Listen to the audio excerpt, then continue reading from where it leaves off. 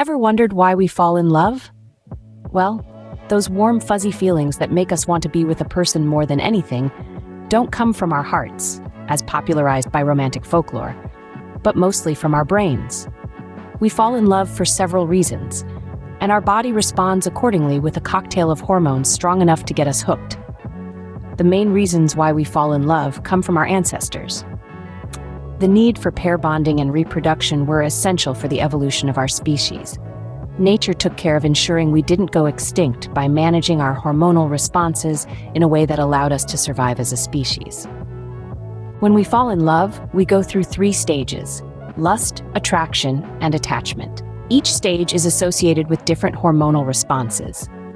The initial sexual attraction we feel towards a person we find attractive is due to our limbic system working at its best, with estrogen and testosterone being the main hormones responsible for this feeling.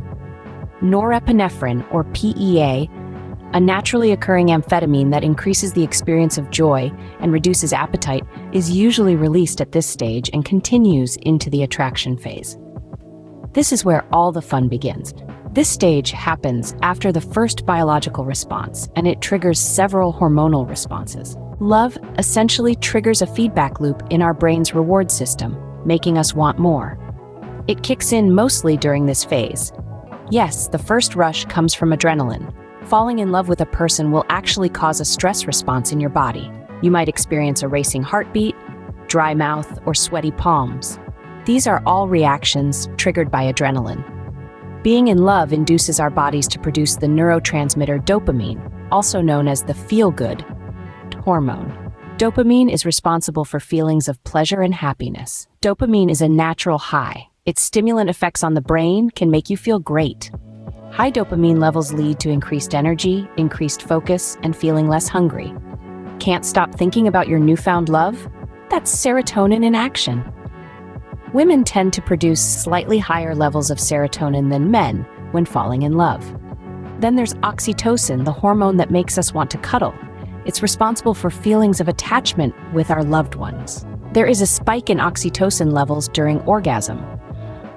Oxytocin is also the hormone that makes us bond as humans. It's key in the relationship between mother and child immediately after birth, so much so that it mediates lactation. It essentially signals the breasts to release milk when the baby needs it.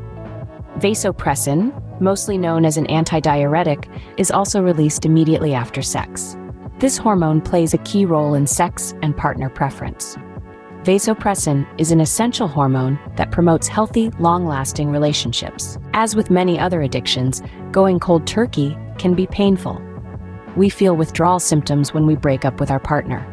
Dopamine controls most of the brain's reward system, so it's natural that a crash in dopamine release will make us feel like we have a broken heart.